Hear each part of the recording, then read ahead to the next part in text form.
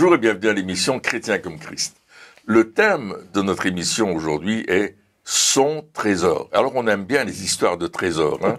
Quand on est jeune, on pense aux pirates qui ont caché un trésor avec plein de pièces et des bijoux, etc. Donc on cherche le trésor. Et aujourd'hui, on va chercher le trésor de Dieu. Le trésor de Dieu. Qu'est-ce qu'il a dedans? C'est quoi? Oui. C'est qui?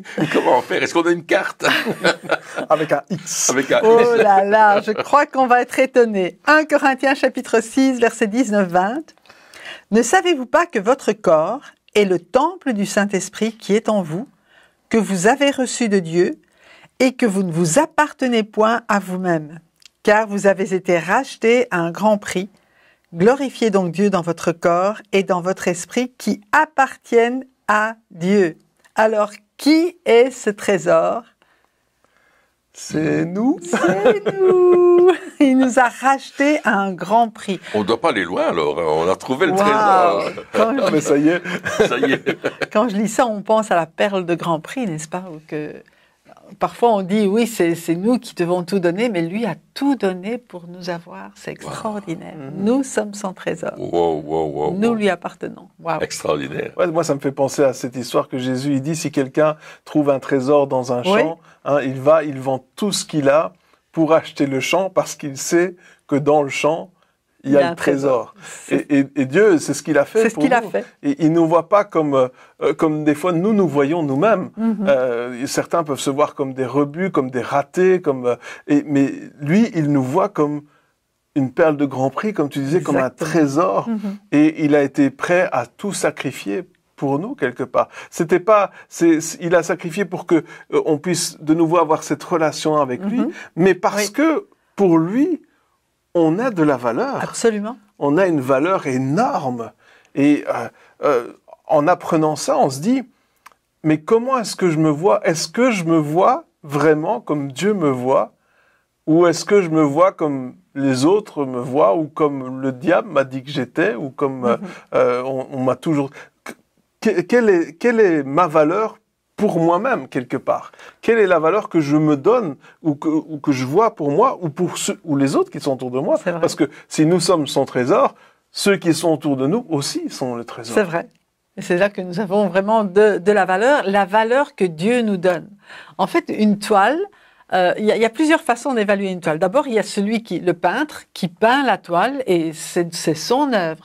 Et nous sommes l'œuvre de Dieu et c'est pour ça aussi qu'on a de la valeur. Lui, il s'est pas trompé en nous créant. Il sait très bien ce que nous sommes et il nous aime parce que c'est lui qui nous a fait. Et non seulement il nous a créés, mais en plus, il a payé le prix fort pour nous racheter parce que nous avions été volés.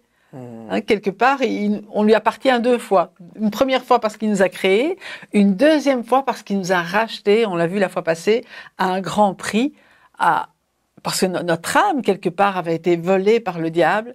Mais on lui avait donné plutôt, enfin Adam, D'accord. Il s'était fait avoir. Il s'est fait avoir.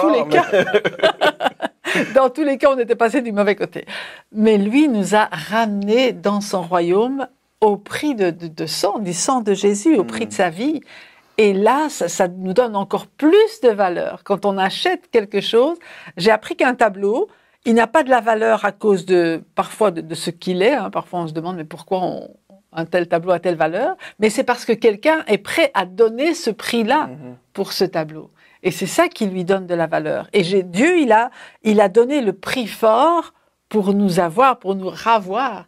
Et c'est ça qui nous donne aussi de la valeur et qu'il nous chérit aussi comme son trésor. Ouais. C'est formidable. Ça me fait penser à l'histoire d'un petit garçon. Le papa avait construit un bateau. Ouais. Un bateau à voile, c'est un très beau bateau. Et puis, il le mettait sur la petite rivière en face de chez lui et il jouait avec ce bateau. Et puis, à un certain moment, il y a eu un coup de vent, le bateau est parti et il est parti sur la mer. Et là, il a perdu le bateau. Il essayait de le rattraper, mais c'était pas possible. Et puis, quelques semaines plus tard, il passe devant la vitrine d'un antiquaire et il voit son bateau. Alors qu'il rentre chez l'antiquaire, il dit « C'est mon bateau, est-ce que je peux prendre mon bateau ?» Il dit « Ah non, monsieur, moi je l'ai acheté. Il est à moi maintenant.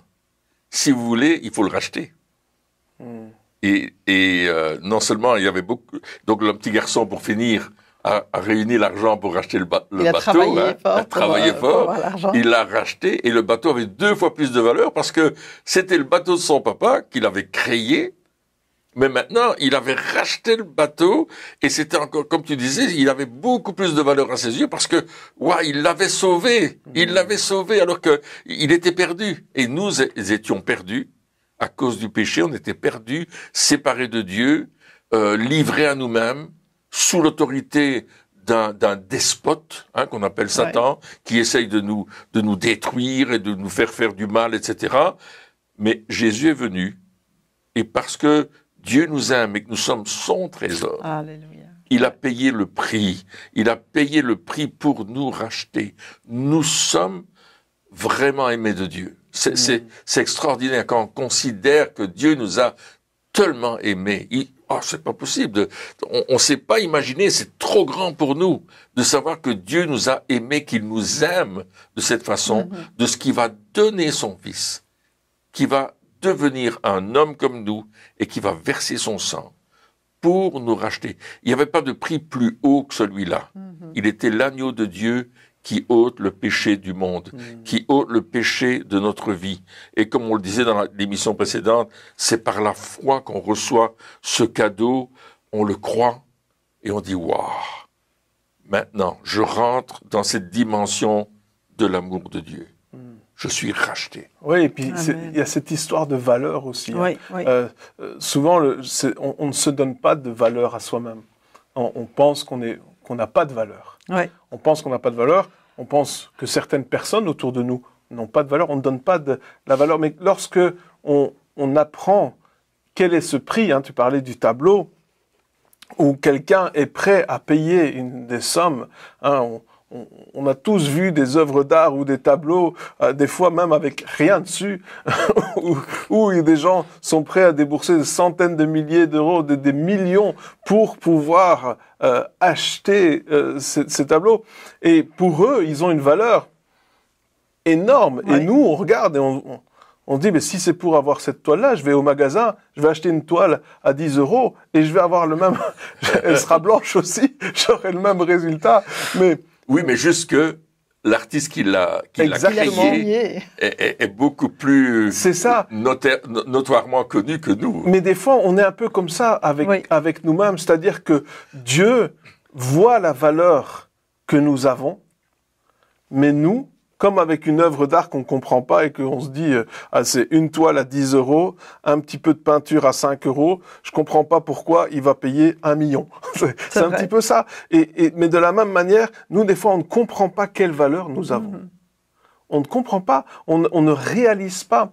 Et lorsqu'on ne réalise pas la valeur que nous avons, eh bien, si une toile vaut 10 €, je ne vais pas la traiter de la même manière qu'une toile d'1 million. Je vais pas, une toile à 10 €, je vais la mettre sur le côté, j'en ai pas besoin. Si je l'utilise jamais, c'est pas grave, je vais la montrer à personne. Elle sera juste, elle finira rangée quelque part, et un jour, sûrement, je la donnerai à quelqu'un ou je la mettrai aux encombrants parce que elle n'aura pas vraiment de valeur pour moi. Mais la toile à 1 million, je vais mettre un système de sécurité, 2 caméras, un chien devant. On va la protéger. Je vais la mettre dans l'hiver. Et à chaque fois qu'il y a quelqu'un qui viendra à la maison, je vais leur montrer, regardez, ça c'est le must, la masterpiece, le chef-d'œuvre. Ça c'est vraiment, il n'y a rien de plus beau dans toute ma maison que ça. Même si la maison s'écroule, autour de la toile, ce sera protégé. C'est le chef-d'œuvre de ma vie, c'est l'accomplissement. J'ai finalement pu acheter cette œuvre-là. Et ça va avoir de la valeur. Et de la même manière, comment nous traitons, c'est la même chose. Lorsqu'on ne réalise pas quelle valeur nous avons, on se dit, si je fais n'importe quoi de ma vie, c'est pas grave. Si je m'éloigne de Dieu, c'est pas grave. Si c'est pas grave, finalement, je ne vaux rien. Je ne vaux rien. Mais si on se dit, waouh, Dieu, il a payé le prix pour moi, c'est que je dois avoir de la valeur. Nous sommes le chef-d'œuvre de Dieu. Nous sommes son chef-d'œuvre. Amen. Nous sommes sa pièce maîtresse. Alors, si je suis son chef-d'œuvre, eh bien, je vais pouvoir dire, waouh, Seigneur, aide-moi à prendre soin de ce chef-d'œuvre. C'est vrai. Aide-moi à le protéger. Il disait, garde ton cœur plus que toute autre chose. Garde, parce que protège-le. Dieu a des plans pour nous. Il a un projet. Alors, on est plus qu'une œuvre d'art, je dirais, parce que nous, on bouge, on parle, on respire. Les œuvres d'art, elles sont statiques, hein. Mais on est encore plus que ça. C'est vrai. Et donc, Seigneur, je veux apprendre. Ça doit être notre prière. Seigneur, apprends-moi la valeur que j'ai. Et puis aussi la valeur que les autres autour de moi ont. Parce qu'il est dit que, bien sûr, on doit aimer son prochain, mais comme soi-même. Donc, si je n'apprends pas d'abord quelle valeur moi j'ai, eh bien, je ne vais pas pouvoir apprendre la valeur que ceux qui sont autour de moi ont vraiment. C'est vrai. Et c'est vraiment la valeur que Dieu nous donne, en fait. C'est ça. Et quand tu parlais de masterpiece, je me dis, mais l'être humain est vraiment la masterpiece de Dieu. Parce qu'il y a non seulement... il y a cette communication. Comme tu dis, une toile, elle ne va pas te répondre. Mais nous, on a une communication avec Dieu. Comment il a fait pour créer un être avec qui il peut communiquer? Et la Bible nous dit que nous sommes d'abord créés à son image, ça c'est la première chose, mais en plus qui nous a recréés, et cette fois-ci à l'image de Jésus. Ouais. Donc à l'image parfaite de ce qu'il voulait. Oui, et ça, se créer à son image et recréer, j'aimerais dire que c'est pas comme si Dieu il avait créé un être humain, et après qu'il avait appuyé sur copier-coller, clone. Non, à chaque créature, à chacun que nous sommes, chacun d'entre nous, il nous a créés individuellement. Oui, on est différents. On est tous différents. Ouais. Il a mis en nous, en chacun d'entre nous, des fois on dit, ah, ben, Dieu a créé l'homme à son image, il l'a fait une fois, puis c'était bon. Non. Il nous a créé, puis il nous a recréé encore. Waouh! Enfin, les heures de travail, tu parlais du bateau hein, que le père avait fait pour son fils, mais c'est des heures et des dizaines, voire des centaines d'heures de travail, de minutie, des petites pièces. Moi, j'ai fait des maquettes pendant un temps. On est à la loupe avec avec une pince à épiler pour voir les trucs. Après, il faut peindre la petite pièce. Enfin, c'est du travail de minutie. Et imaginez le corps humain. C'est encore. Ça, c'est extraordinaire. C'est des heures et des centaines d'heures, des efforts pour chacun d'entre nous. Pour chacun d'entre nous. Quelle valeur nous avons. Ouais. C'est extraordinaire. Nous avons été formés dans le ventre de notre mère individuellement. Chacun. Chacun, il nous connaissait déjà. Il nous connaît, comme tu disais, il nous connaît déjà et il sait qui nous sommes. Est-ce que nous savons qui nous sommes? Donc la question en fait qu'on posait au départ, est-ce que je sais que j'ai de la valeur aux yeux de Dieu? Est-ce que je sais que Dieu m'aime comme je suis, mais il veut pas que je reste comme je suis, comme disait mon ami. Il veut que on aille beaucoup plus loin, qu'on soit transformé de gloire en gloire à son image. Hein. C'est ce que dit Paul dans la lettre aux Corinthiens au chapitre 3. Et transformé de gloire en gloire à son image pour le ressembler. Pour ressembler à Dieu qui a créé des choses dans le but. Hein. Il nous a créé, il a créé la nature, il a créé le monde dans le but que ce soit quelque chose de bien, de bon, d'agréable, de parfait. Et on sait que malheureusement le péché a tout dégradé, mais n'empêche que c'est toujours sa création. Oui. C'est toujours sa création. Et il dit que cette création, elle soupire à un changement. Et chaque être humain soupire à un changement. Quand on ne connaît pas Christ, on se cherche. On essaye tous des moyens de psychologie, comment dire, pour faire des choses, pour devenir, pour s'émanciper. Et on essaye de se donner de la valeur aussi, par les choses que nous faisons, par nos mérites, par nos accomplissements, etc. Aussi, on revient au mérite dont on parlait aussi. Mais à un certain moment, quand on rencontre Jésus, on se rend compte nous-mêmes que, waouh, il y a autre chose. Il y a une autre dimension. Il y a une autre manière de voir, une autre manière de penser, une autre manière d'aimer, une autre manière de se comporter. Il y a un changement qui intervient dans nos vies, et c'est ça, on parle de la métanoïa, hein, l'image de cette chenille qui est dans un cocon, et tout d'un coup, elle perce le cocon et ça devient un super beau papillon. Alors au début, on dit, oh, c'était pas beau, mais en fait, il y avait quelque chose de très beau. Eh bien, cette métanoïa, cette transformation de notre vie, c'est ça. À un certain moment, je rencontre le Christ, et je sors de cet état de péché, ce cocon qui me tenait prisonnier, et je deviens la créature merveilleuse, libre que Dieu voulait que je sois. Je l'étais déjà, mais je ne le savais pas. J'étais en devenir. J'étais en devenir. Et le péché me tient prisonnier. Le péché m'empêche d'aller plus loin. Mais quand je rencontre Jésus, il me libère. La loi de l'esprit de vie me libère de la loi du péché. Amen. Alléluia. Amen. Et je suis différent, je suis transformé. Et c'est pour ça que je suis précieux. Parce que Dieu, il voit déjà ce que je suis en lui. Oui. Il a déjà cette vision de qui je suis, et de ce que je vais faire, et de ce que je vais être. Parce que quand je sais ce que je suis en Christ, alors je vais parler. Ouais. J'ai cru, c'est pourquoi j'ai parlé, dira l'apôtre Paul. J'ai cru, c'est pourquoi j'ai parlé, j'ai dit les choses.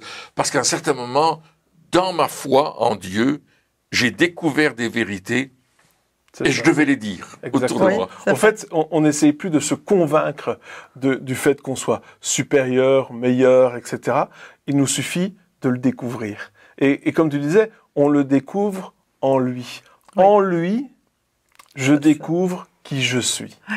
En lui, je découvre qui je suis. Plus je me rapproche de Dieu, plus je me rapproche de lui, plus je découvre qui je suis, parce que je suis en lui. Oui. Et c'est ça qui est extraordinaire. Tu disais, on change notre manière de voir les choses. On change notre raisonnement, notre réflexion de qui on est. Et ça, c'est la base. Et malheureusement, il y a beaucoup de personnes des enfants de Dieu qui ne prennent pas le temps de découvrir qui ils sont vraiment. Et je pense que c'est dans la base des choses. On découvre quelle valeur nous avons, quel prix il a payé, qui a payé pour nous. On voyait dans l'émission précédente. Oui. Mais ici, on découvre qui nous sommes, quel est ce trésor que nous sommes. C'est vrai. C'est pas juste qu'on deviendra un jour, mais que nous sommes déjà et on le découvre en lui. Et lorsque nos yeux s'ouvrent enfin, lorsqu'on découvre quelque chose, on n'a pas besoin de se convaincre, d'essayer de se convaincre que ça existe. Non. On l'a vu. Oui. On l'a découvert. Il n'y a personne qui peut nous dire le contraire. On a fait une découverte. Et on doit le dire aux autres, et c'est ça qui se passe pour notre vie, c'est que nous découvrons qui nous sommes vraiment et qui nous sommes en lui. Oui, et s'il y a d'autres personnes autour de nous qui viennent nous dire le contraire, parce que ça arrive aussi, d'autres personnes qui veulent nous dévaloriser, absolument, mais nous pouvons vraiment nous réfugier en lui, un peu comme un enfant à qui on fait des choses et puis qui retourne dans les bras de son père, et lui, il se sent aimé. Donc, il faut savoir que quoi qu'on puisse nous dire, quoi qu'on puisse nous faire, auprès de lui, on a toujours la consolation de savoir qui, comme tu dis, qui nous sommes en lui, de savoir que son amour, il n'arrêtera jamais, et de savoir que c'est à lui que nous appartenons. Nous n'appartenons plus à ce monde non plus. Quelque part, on a vraiment changé de royaume, et maintenant, nous sommes la propriété de Dieu, mais c'est une propriété libre. C'est pas une propriété, tu fais ce que je te dis, t'étais mon esclave. C'est pas ça du tout. C'est vraiment une propriété en disant, mais je t'appartiens, je suis à toi comme tu es à moi. Hein. C'est ce qu'on dit aussi au niveau du mariage. On s'appartient l'un à l'autre. Et c'est comme ça, cette relation avec Dieu. Je lui appartiens et quelque part, il me donne, il fonctionne toujours pour me combler parce que c'est son désir, c'est son cœur, c'est son amour. Et de la même manière, il met dans mon cœur cet amour à lui rendre à lui aussi, et puis à propager autour de moi. Et puis, la place de son trésor, c'est près de lui. C'est près de lui, absolument. Notre place, elle est près de lui. Ouais. Le trésor, il était loin, il était éloigné, il était dans les terres arides, on était dans les ténèbres, hein. Mais c'est là qu'il nous a trouvés. Ouais. C'est là qu'il nous a rachetés, qu'il a payé le prix. Et c'est là, et là, il nous a pris et nous a amenés dans sa demeure. Dans sa présence, près de lui. Et c'est là qu'est notre place aussi. C'est vrai. Et c'est ça aussi, lorsque nous découvrons qui nous sommes et la valeur que nous avons, eh bien, nous découvrons aussi que notre place, elle est là. Oui. De la même manière que Jésus, à un certain moment, il parle des couverts, des ustensiles qui sont pour les choses viles et les usages nobles. Mais le Seigneur, il nous amène des belles choses, on les met dans les belles maisons, on les met dans les grands châteaux. C'est vrai. Dans les grands châteaux ou dans les beaux châteaux, on va pas mettre n'importe quoi. On va mettre des bureaux Louis XIV ou Louis XVI. On va mettre des choses de valeur, parce que la maison a déjà une grande valeur et ne peut entrer dans la maison que des choses qui ont une valeur, qui vont ajouter de la valeur à cette maison. Et de la même manière, lorsqu'on découvre que Dieu, lorsqu'il nous ajoute dans sa demeure, c'est parce qu'il sait quelle valeur nous avons. Et on ne réalise pas toujours que le fait qu'il nous ajoute à sa demeure ou dans sa présence, ça ajoute de la valeur à sa présence, à sa demeure. Oui, c'est vrai. Donc nous ajoutons de la valeur. Alors il y en a qui pourraient dire, oh mais quel orgueil de penser comme ça. Mais c'est pas nous qui pensons comme ça.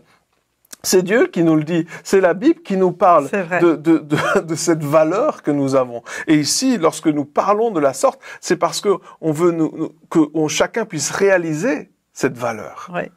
Et ça me fait penser à la joie qu'il y a dans le ciel parfois pour une seule personne, un seul pécheur qui se repent, une seule personne qui réalise cela et qui se donne à Dieu et qui rentre justement dans ce château dont tu parles, hein, dans la présence de Dieu, et une seule personne en plus, et puis c'est un festin extraordinaire parce qu'il y a la joie dans le cœur du Père, et il y a la joie pour tous les anges, et il y a la joie pour tous ceux qui sont là déjà. Oui, parce que la personne ajoutée a tellement de valeur. C'est vrai.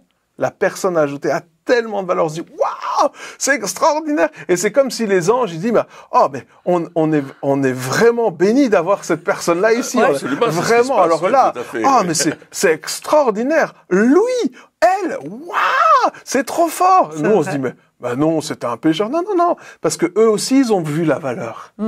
Et lorsque notre mentalité change, parce que c'est ça qui a besoin de se passer, il faut que notre mentalité change. Lorsqu'on notre mentalité change et qu'on voit une personne qui a tellement de valeur, j'avais un ami qui était venu un jour, un évangéliste, il est venu. Il a fait un voyage missionnaire en Russie et il a été prêché dans plein d'églises.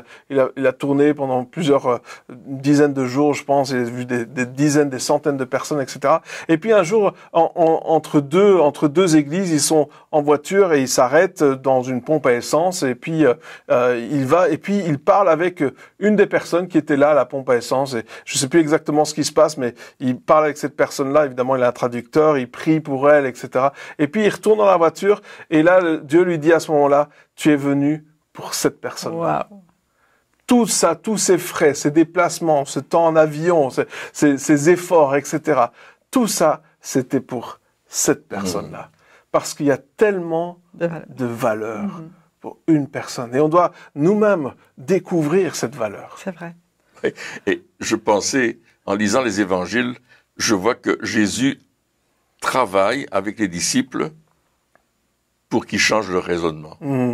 Et il travaille avec nous de la même manière pour que on puisse voir que Dieu nous aime, que Dieu aime les gens. Et on voit souvent que Jésus est ému de compassion lorsqu'il voit une foule.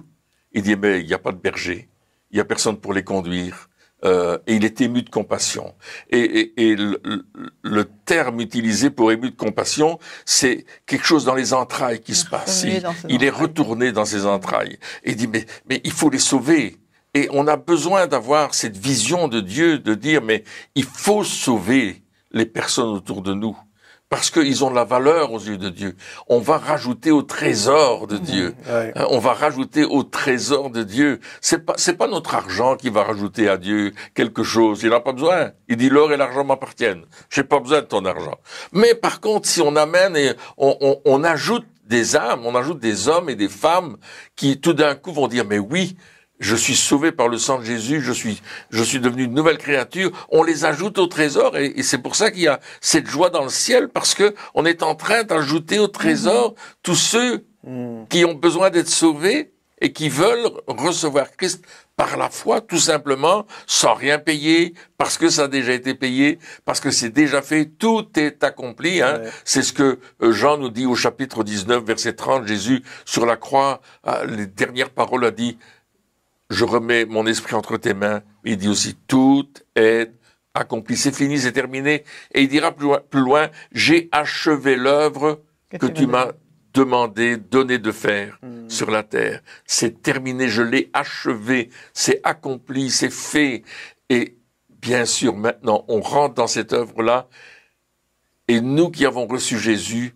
on doit le dire autour de nous, pour que d'autres qui ont cette valeur, que nous avons la même valeur, ceux-là ont besoin, à un certain moment, de dire, mais oui, on veut recevoir Jésus comme sauveur. Et c'est l'apôtre qui dit, nous vous en supplions, soyez réconciliés avec Dieu. Ouais. C'est l'apôtre Paul qui dit ça dans Corinthiens. C'est extraordinaire, merci Seigneur. On veut que les gens soient réconciliés. Ça doit être sur notre cœur, ça doit être fort en nous, quoi. Hein? Paul disait, malheur à moi si je n'évangélise. Ouh, c'est fort ça, hein? Si je n'annonce la bonne nouvelle. Mais il y aura des personnes pour qui on n'a pas de valeur. Il y aura des personnes qui ne verront pas notre valeur. Absolument. Et eh bien, j'aimerais juste dire, n'allons pas avec ces personnes-là. Allons avec ceux qui voient la valeur qui est en nous. C'est quand je voyais un reportage sur une voiture de collection qui avait été laissée à l'abandon pendant 20 ans. Le propriétaire n'avait juste pas trouvé sa valeur. Et puis, un jour, un homme la découvre, il la rachète pour une bouchée de pain, et puis il la restaure. Et là, c'est une voiture de collection qui vaut des centaines de milliers d'euros. Mais parce que lui, il avait vu la valeur qu'elle avait vraiment. Et il y aura des personnes autour de nous qui verront notre valeur, et il y en a qui penseront qu'on est juste bon à rien ou bon à acheter. Mais de la même manière, encore une fois, nous, si on veut voir cette valeur-là, que ce soit pour nous ou pour les autres, le seul moyen, c'est de nous approcher de Dieu. Oui. C'est le seul moyen, parce que lui, c'est un connaisseur. C'est un fin connaisseur. Vrai. Et lui, il va nous apprendre c'est quoi qui a de la valeur vraiment. C'est vrai. Et tant qu'on le sait pas, on verra pas la valeur. On verra, bah non, ça c'est juste, ça vaut rien, c'est une vieille voiture. Non, lui, non, ça c'est tel modèle. Il en existe un seul au monde. Et si tu la restaures, tu vas voir que elle a plus de valeur. Et là, lorsqu'on découvre le connaisseur, il nous apprend. Il nous apprend ce qui a vraiment de la valeur. De ne pas se fier aux apparences. De ne pas se fier aux apparences, mais de voir au cœur, parce que l'homme regarde à ce qui frappe les yeux, mais l'Éternel regarde au cœur. Et lorsque on regarde avec ses yeux, on voit quel trésor nous sommes, et quel trésor les autres autour de nous sont aussi. Absolument. Eh bien, chers amis, merci encore de nous avoir suivis pour cette émission. Encore une fois, on est dans la série Vous avez reçu gratuitement du livre de Christine Beumier qui est disponible aux éditions Apollos, donc apollos.eu. On se revoit très bientôt. Au revoir.